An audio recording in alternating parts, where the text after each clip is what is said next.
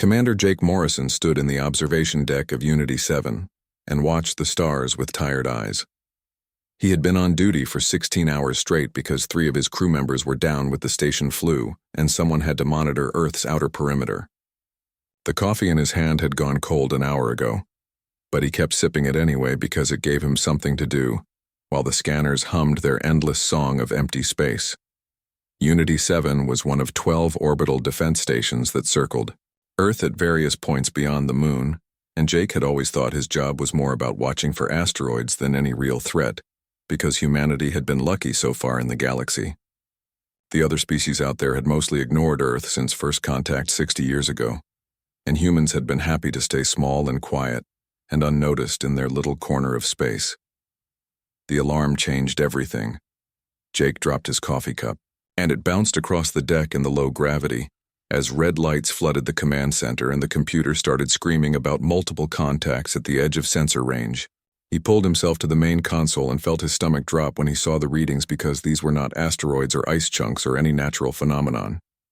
These were ships, and they were big, and they were moving fast toward the inner system. He counted 12 massive signatures, and each one was at least 3 times larger than anything humanity had ever built, and they were not answering any hails or identification requests. Lieutenant Sarah Cole rushed onto the bridge, and her face went pale when she saw the scanner display. She had joined the Defense Force straight out of the academy 2 years ago, and this was supposed to be a quiet posting where nothing ever happened, and young officers learned the basics before moving on to more exciting assignments. Now she was staring at what looked like an invasion force, and her hands shook as she tried to bring up more detailed scans. The ships were spreading into an attack formation, and their heading was clear because they were aimed straight at Europa, where 15,000 colonists lived in the domed cities beneath the ice and grew food in massive underground farms that fed half of Earth's orbital population. Jake opened a priority channel to Earth Command and waited for the 3-second delay that always made space communication frustrating. When Admiral Lisa Grant appeared on the screen, she was already in her uniform, which meant she had been woken up by automated alerts, and Jake realized this was really happening. He gave her the quick report about 12 unknown vessels approaching the inner system at high speed and showing clear hostile intent based on their formation and course, and the Admiral's face became hard as stone. She told him to keep tracking them and prepare Unity 7 for possible combat, and then she cut the connection because she had 100 other things to do in the next few minutes. On Earth, the emergency calls went out to every government and military installation. President Henry Cole was pulled from a state dinner and rushed to the underground command center beneath Washington, where screens showed the approaching threat and senior officers argued about response options.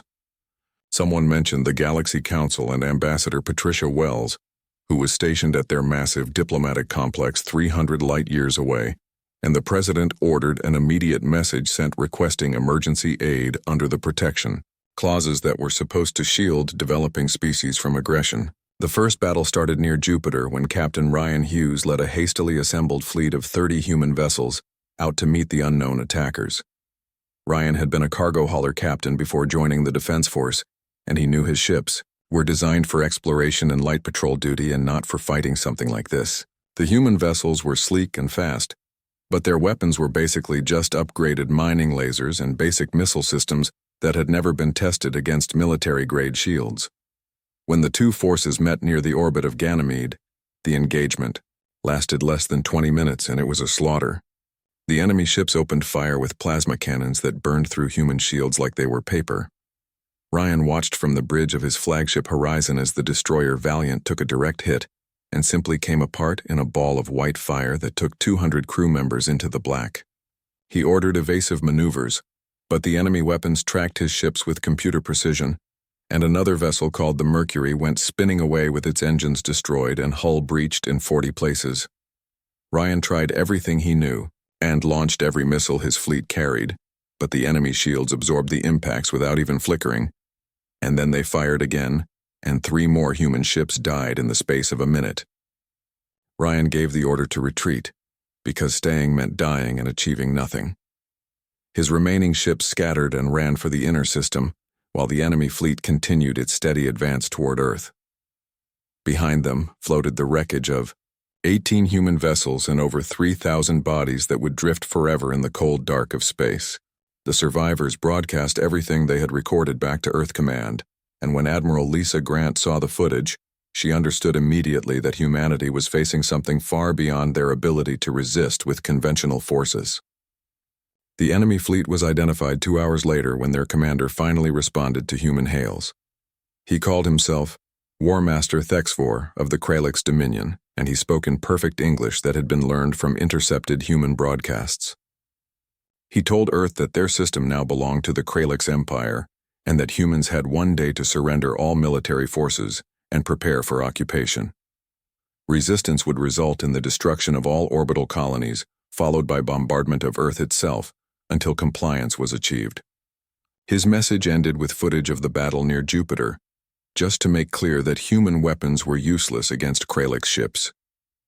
President Henry Cole asked about the Galaxy Council response, and was told that Ambassador Patricia Wells had sent 3 urgent messages but had received only an automated reply saying the matter was under review. The council met once every 10 days unless emergency sessions were called, and apparently an invasion of Earth did not qualify as an emergency to species that had been flying through space for thousands of years. Humanity was an observer at the council and not a full member, which meant they had no real rights or protections, and the older races seemed content to let the Kralix do whatever they wanted to the young upstart species from Earth. General Frank Pierce sat in his office deep beneath Cheyenne Mountain and made a call that he had hoped would never be necessary. He spoke a code phrase that had not been used in 60 years and waited while secure systems verified his identity and authorization. Somewhere in the asteroid belt between Mars and Jupiter, automated systems came online and began preparing something that humanity had kept hidden since the day they first realized the galaxy was full of species that saw them as weak and insignificant, the secret that was about to change everything. Warmaster Thexvor stood on the bridge of his flagship Annihilator and watched Earth grow larger on the main view screen with satisfaction filling his chest because this conquest had been easier than he had anticipated. The humans had sent their pathetic defense fleet to Jupiter, and he had destroyed it in minutes. Their colonies on Europa had surrendered without firing a shot when his troops landed. Now only the homeworld remained, and once he bombarded a few of their major cities, the entire species would kneel before the Kralix Dominion. He had conquered 14 species in his long military career, and humans would be number 15 and probably the easiest because they were so laughably weak compared to the great powers of the galaxy. His sensor officer reported something strange happening at the edge of detection range, but Thexvor ignored it because human technology was primitive, and their sensors barely worked beyond their own moon. The reading was probably just some malfunction in their surveillance equipment, or maybe a few more explorer ships trying to run away before the bombardment began. He ordered his fleet to maintain formation and prepare weapons for planetary assault because he wanted this finished quickly so he could return home and receive his honors from the Dominion High Command. Then the human fleet appeared out of faster-than-light travel at a distance so close that the Kralix shields actually flickered from the spatial distortion. Thexvor felt his blood freeze because dropping out of light speed that near to other ships was considered impossible by every spacefaring race. The mathematics required were too complex, and the margin for error was so small that even a tiny miscalculation would result in ships materializing inside each other or scattering across millions of kilometers of space. Yet here were 40 human vessels in perfect formation, barely 10,000 kilometers from his fleet, and their weapons were already charging. Jake Morrison's voice cut across every communication frequency in a dozen languages, and his words were simple and direct. This is Earth's reply. The Defiance opened fire first, and its magnetic accelerator cannons sent solid projectiles screaming through space at velocities that made them nearly impossible to track or intercept. 2 Kralix dreadnoughts took direct hits before their shields could adjust, and the impacts punched completely through their armor plating and caused secondary explosions that tore the massive ships apart from the inside. Thexvor watched in horror as vessels that should have been indestructible simply died in the opening seconds of combat. The carrier Independence launched its fighter wings, and the small craft swarmed toward the Kralix fleet like insects attacking a much larger predator. Each fighter was barely 20 meters long, but they were fast and maneuverable and carried weapons that could penetrate weak points in capital ship defenses. Lieutenant Sarah Cole coordinated the attack from her tactical station on the Defiance, and her screens showed friendly markers dancing around enemy vessels while their pilots looked for targeting opportunities. The Kralix tried to shoot down the fighters, but human point defense was too good, and the small craft dodged through incoming fire like they were performing an elaborate dance on Earth. The military command center had gone completely silent as everyone watched the battle, feeds with expressions of disbelief. General Frank Pierce stood with his arms crossed and allowed himself a small smile, because Project Longshot was performing exactly as designed. Admiral Lisa Grant was gripping the edge of her console so hard her knuckles had turned white. Vice Admiral Nicole Harper kept whispering prayers under her breath. President Henry Cole had joined them in the command center and was watching the screens with tears running down his face because for the first time since the invasion began, he thought his species might actually survive. In space, the battle had turned into a slaughter, but this time the humans were the ones doing the killing. Captain Emma Stone commanded the destroyer Relentless, and she led her squadron in an attack run that took them straight through the center of the Kralix formation. Her ship was smaller and faster than the enemy dreadnoughts, and she used that advantage to dodge between the massive vessels, while her crew fired at point-blank range into their vulnerable engine sections. 3 Kralix ships lost propulsion and went spinning out of control. 2 more took critical damage when Lieutenant Danny West launched torpedoes that carried nuclear warheads, with yields that violated 6 different galactic treaties about weapons of mass destruction. The Kralix tried to adapt to the human tactics, but everything they attempted failed because the humans had spent 60 years studying how the major powers fought and had designed their entire battle doctrine around countering those methods. When Kralix ships tried to jam communications, the human vessels switched to quantum-entangled transmitters that could not be blocked. When plasma cannons fired, the human shields did not try to stop the energy but instead absorbed it and channeled it into capacitor banks that powered their own weapons. Every trick the Kralix used had already been anticipated and countered by human engineers who had been preparing for exactly this kind of fight. War Master Thex Vor finally understood that he had made a terrible mistake, but the realization came too late to save his fleet. The humans were not the frightened prey species that had run away at Jupiter. Those had been explorer ships with light weapons flown by crews who were not trained for real combat. These were warships designed from the beginning to kill and crewed by warriors who had been waiting for years to show the galaxy what humanity could do when pushed to the edge of extinction.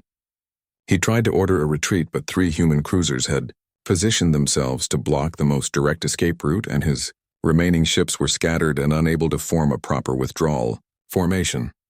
On the Galaxy Council station, the emergency session had erupted into complete chaos as sensor data from the battle flooded in through a dozen different monitoring networks. Representative Thoros was no longer speaking in his calm, measured voice, but was instead shouting questions that nobody could answer. How did humans develop that technology? Where did they get weapons that matched or exceeded anything the Council races possessed? Why had Earth been hiding this capability for so long? Other representatives were demanding investigations and sanctions and emergency meetings because the entire balance of power in the galaxy had just shifted and nobody knew what that meant for the future. Ambassador Patricia Wells stood at her small platform and watched the chaos with a carefully neutral expression on her face.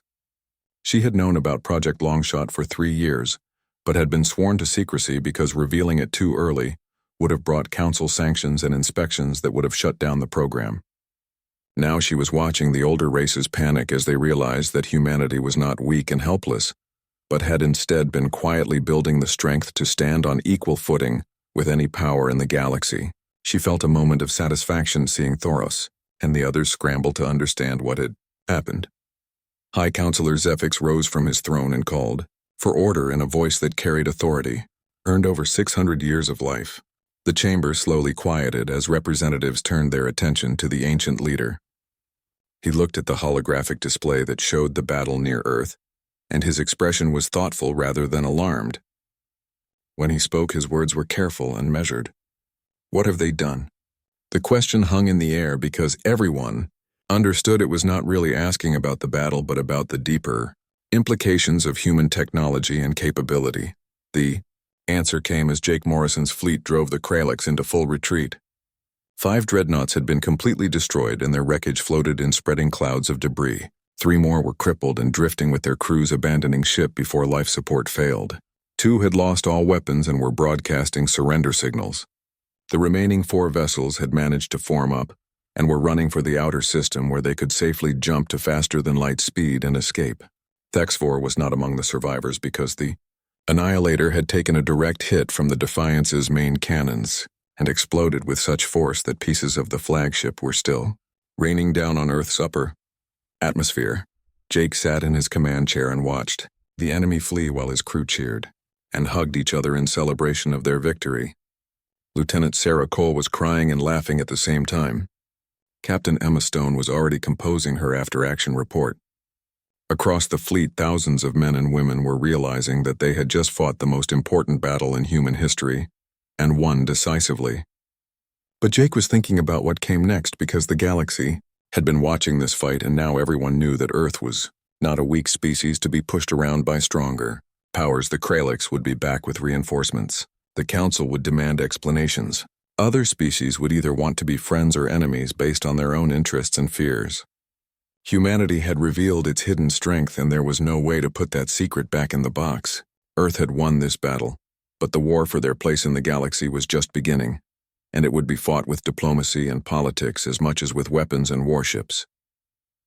The Kralix Dominion did not accept defeat quietly or with any measure of grace because their entire culture was built on the idea that military might determine worth, and losing to a species they had considered primitive was an insult that demanded blood and fire as answer. Supreme Overlord Craxinus sat on his throne world of Kralix Prime and watched the reports from the battle near Earth, with rage turning his vision red. He had lost 12 warships, including his finest military commander, and the news was spreading through the Empire like poison, because subject species were starting to whisper that maybe the Kralix were not as invincible as they claimed. This could not stand and would not be tolerated, and so he gave orders that mobilized the full strength of his military. Machine 100 warships began gathering at staging points throughout Kralix space, and these were not the expeditionary fleet that HFY had commanded, but the home guard vessels that protected core worlds and carried enough firepower to crack planets. The massive super dreadnought Worldbreaker was pulled from its berth at the Imperial shipyards, and its captain was given direct orders from the Supreme Overlord himself. Humanity would be made an example that would echo through the galaxy for 1,000 years. Earth would burn and its colonies would be scattered, and any species that thought about resisting Kralix expansion would remember what happened to the humans who dared fight back. On the galaxy, Council Station Representative Thoros had called an emergency inquisition because the normal session procedures were too slow for the crisis at hand. Ambassador Patricia Wells was summoned before the full assembly and told to stand in the center of the chamber where everyone could see her. The questions came fast and hard from 24 different species who all wanted answers about the same basic things. How did humans develop technology that matched or exceeded what races with thousands of years of spaceflight possessed? What else was Earth hiding? Were there more secret fleets waiting in other systems? Had humanity violated any of the dozens of treaties about weapons development and technology sharing? Patricia stood under the lights and made a decision that would change everything, because she was tired of playing diplomatic games while her people fought for survival. She told them the truth in clear, simple words that left no room for misunderstanding. 60 years ago, when the Venthi made first contact with Earth, they had assumed humanity would be grateful clients who would pay premium prices for basic technology and never question the natural order of galactic politics. They were wrong about almost everything except that humans did want their technology, while Earth's official representatives had been buying gravity drives and communication systems and basic shield generators from legitimate dealers. The military had been running a completely different operation. Every piece of alien technology that came to Earth was immediately sent to secret research facilities where teams of scientists and engineers took it apart to understand how it worked. But humanity did not stop at simple reverse engineering, because humans had always been good at looking at existing designs and asking how they could be made better. Major Kyle Foster had been the first director of the Secret Research Division, and he had set the tone for everything that followed, with a single statement that became the unofficial motto of Project Longshot. They had a 1,000-year head start, but we had something better because we had to catch up or die. That philosophy had driven every decision for 6 decades as human researchers studied and improved and innovated beyond what they had been given. The Venti shield generators were redesigned to be more efficient. The Corthan weapons were modified to fire faster. The propulsion systems from 6 different species were combined into something new that outperformed all of them. On Mars, there were research facilities hidden inside mountains where scientists worked on problems that would have seemed impossible to solve. On Luna, there were manufacturing plants that produced experimental weapons using materials and methods that no other species had considered. In the asteroid belt, there were entire shipyards that had been carved out of rock and built in secret over 40 years. All of it had been powered by human stubbornness and the absolute refusal to accept that other species were naturally superior just because they had been flying through space longer. Dr. Helen Brooks had been the head of weapons development for 20 years, and now she appeared on news broadcasts across Earth to explain what her teams had accomplished. She stood in front of cameras and told humanity and the galaxy that Earth had not violated any laws because they had never agreed to follow Council restrictions in the first place. Earth was not a member of the Council and was not bound by their treaties about technology development or weapons limitations. Humanity owed the galaxy nothing except what they chose to give, and they had chosen to build the strength needed to defend themselves. The revelation sent shockwaves through every civilized system because the implications were staggering. The Venti were furious that their technology had been copied and improved, and they were demanding compensation and sanctions. The Corthan Collective was alarmed because they had thought their weapons were the most advanced in the galaxy, and now humans had matched them in barely 50 years. The Praxis Federation began pulling up records of every trade deal they had ever made with humans and wondering what information had been extracted from those transactions. But it was High Counselor Zephix who understood the deeper truth that everyone else was missing. He went to the ancient archives that were kept in the deepest levels of the Council Station, where records from extinct civilizations were preserved. There, in data crystals millions of years old, he found warnings written by species that had died before most current races had even evolved intelligence. The warnings spoke about a particular type of species that was rare but dangerous and should be watched carefully. They were described as young predators who smiled while they sharpened their claws and who would pretend to be weak while building strength in secret. The Kralix Armada was growing larger as more ships arrived at the staging. Points and allies who feared the human threat pledged their support. The Venti sent mercenary fleets because they wanted revenge for stolen technology. The Corthan added battlecruisers because they feared what humans might do with their advanced weapons. Smaller species contributed what they could because the old order of the galaxy was built on certain assumptions about power and capability, and humanity had just shattered those assumptions. If Earth was allowed to stand, then other young species might start getting ideas about building secret weapons and challenging the established hierarchy. Jake Morrison received reports about the growing enemy force and knew that the battle near Earth had only been the opening move in a much larger conflict. General Frank Pierce called a meeting of all senior officers and laid out the situation with brutal honesty. The Kralix were coming back with overwhelming numbers, and this time they would not make the mistake of underestimating human capability. Earth's fleet of 40 warships had won one battle but could not stand against 100 enemy vessels plus support from other major powers. But humanity was not alone anymore because the battle had changed how other species viewed Earth. 7. Minor powers who had been quietly watching the fight sent diplomatic messages offering alliance and mutual defense pacts. These were species that had long resented the dominance of the Council elders and had been looking for someone strong enough to stand up to the established order. A species called the Terran offered access to their mining worlds. The Quinn provided intelligence about Kralix fleet movements. The Helok sent a small squadron of ships to join Earth's defense. Force. Admiral Lisa Grant worked with the new allies to develop a coordinated defense strategy, while Vice Admiral Nicole Harper organized logistics and supply lines. Captain Emma Stone was promoted to Commodore and given command of a battle group that included both human and alien vessels. Lieutenant Danny West became a hero on Earth when footage of his torpedo attack went viral, and recruitment offices were flooded with young people wanting to join the defense forces.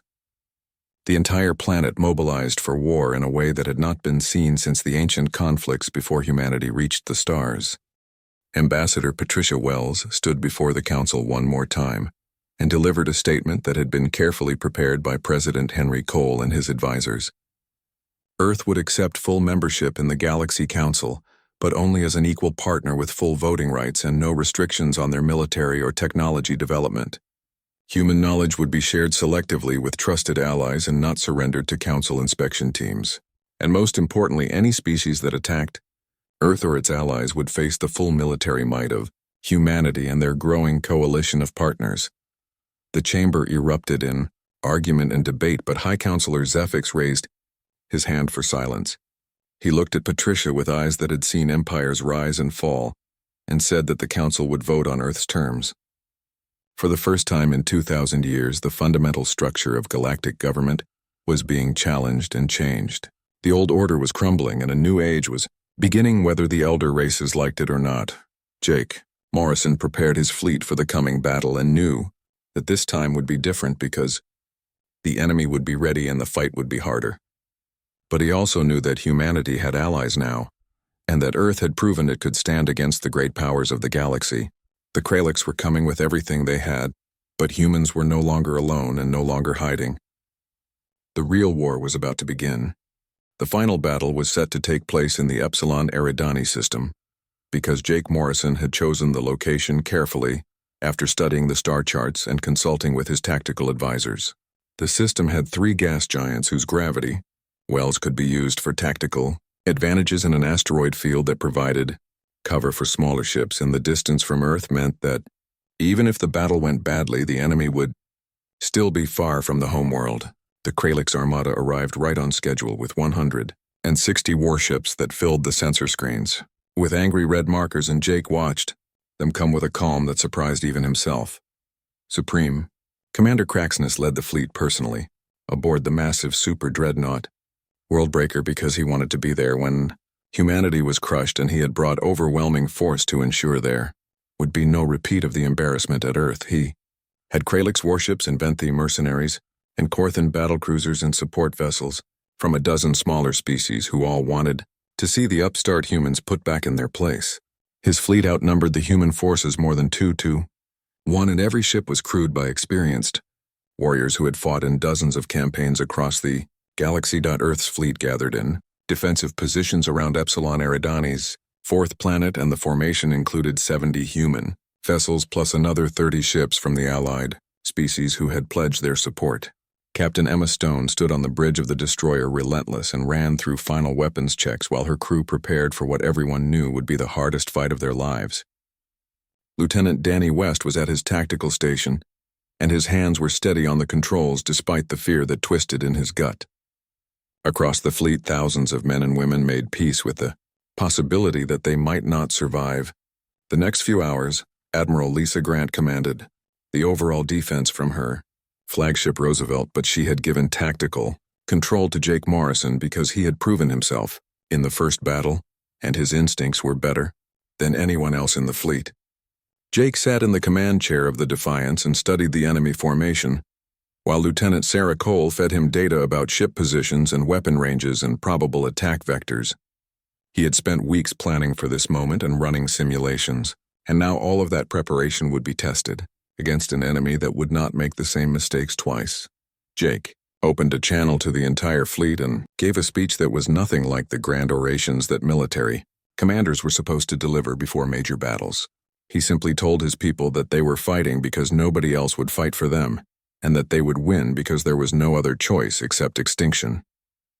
The words were plain and direct, but they resonated with every person who heard them because that was the truth of humanity's situation. Stripped of all pretense and politics, the Kralix fleet advanced in a hammer formation designed to smash through the center of the human line and split the defenders into scattered groups that could be destroyed separately. Craxness was confident because the tactics were sound and the numbers were overwhelming, and he had studied the recordings from the first battle to understand human capabilities. He thought he knew what to expect and had prepared counters for every trick the humans had used before. He was wrong about almost everything that mattered. The human fleet split into 3 groups just as the Kralix entered weapons range, and the move was so sudden that enemy targeting computers needed several seconds to recalculate firing solutions. The first group, led by Commander Ryan Hughes, engaged head-on and drew the Kralix forward exactly as planned. The second group, under Captain Kelly Grant, began a wide loop that used gravitational assists from the fourth planet to build velocity, and the maneuver was dangerous, but human navigational computers were better than anything the Kralliks possessed. The third group did something that made every alien Captain freeze in shock and disbelief.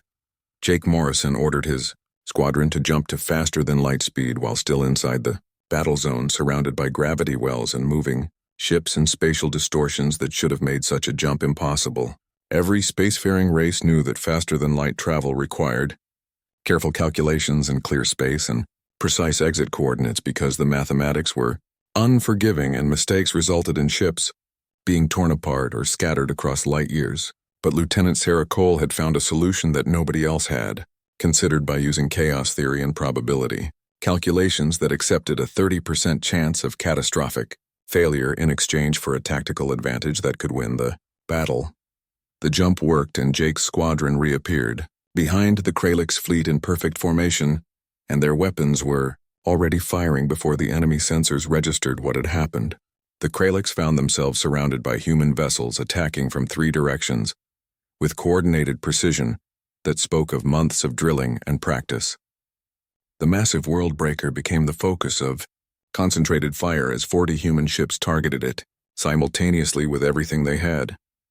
The battle lasted 3 hours, and the fighting was brutal and desperate, and nothing like the easy victory at Earth, because this time the Kralliks were prepared and fought back with everything they possessed. Ships died on both sides, and the space between the planets became filled with debris and frozen bodies, and expanding clouds of gas from ruptured hulls. Captain Emma Stone led a suicidal run through the Krallik center, and her ship took damage that would have destroyed a lesser vessel, but the Relentless lived up to its name and kept fighting. Lieutenant Danny West fired every weapon his station, controlled until the barrels were glowing red and the capacitors were drained. The turning point came when the Worldbreaker's shields finally collapsed under the sustained bombardment, and human torpedoes punched through the armor, plating into the reactor core. The explosion was visible from the fourth planet as the super dreadnought came apart in a ball of fusion fire that consumed everything within 10 kilometers. Supreme Commander Craxness died without knowing that his flagship's destruction had broken the Kralliks' fleet's will to fight.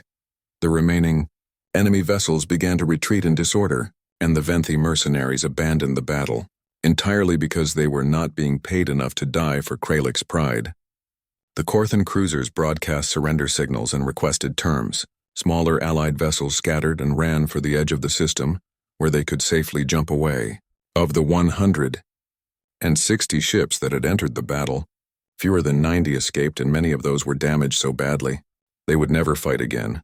On the Galaxy Council station, the Assembly watched the battle's conclusion in absolute silence. High Counselor Zephyx called for an immediate vote on restructuring the Council's fundamental charter, because the old order had just been proven obsolete by a species that had been flying through space for barely 2 centuries.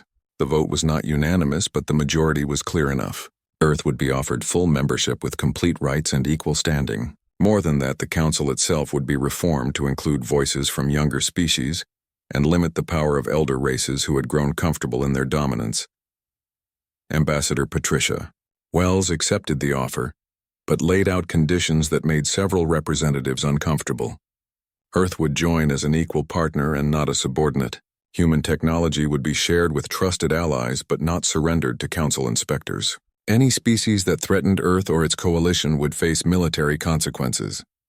The terms were harder than the Council had expected, but they agreed because the alternative was watching their authority crumble as more species followed humanity's example. Jake Morrison stood on the bridge of the Defiance and looked out at the debris field that marked humanity's greatest victory and costliest battle. General Frank Pierce called to offer congratulations and talked about medals and promotions. Admiral Lisa Grant spoke of parades and memorials for the fallen, but Jake was thinking about the future and what came next for a species that had just forced the galaxy to accept them as equals through strength of arms. Lieutenant Sarah Cole approached with a datapad showing diplomatic requests from 47 different species who all wanted to establish closer ties with Earth. Some wanted trade agreements. Others offered military alliances. A few asked nervously if humanity was accepting new partners in their growing coalition. Jake realized that the galaxy had fundamentally changed in the past few weeks, and Earth was now a major power whether they had intended to be or not. He told Sarah to begin scheduling diplomatic meetings, but to make clear that everything would be on human terms. The days of Earth begging for scraps from elder races were over. Humanity had proven they could build and fight and win against overwhelming odds. They had shown the galaxy that being young did not mean being weak, and that underestimating humans was a fatal mistake. The age of humanity had begun not with permission from ancient powers, but with defiance and strength, and the absolute refusal to kneel. The stars would never be the same because a new player had entered the game and they played by their own rules. Earth had trembled when the invasion came but had not broken. Instead, they had revealed the power they had been building in secret for 60 years, and the galaxy would spend the next 1,000 years dealing with the consequences of that revelation. The council had trembled and the old order had fallen, and in its place something new was rising.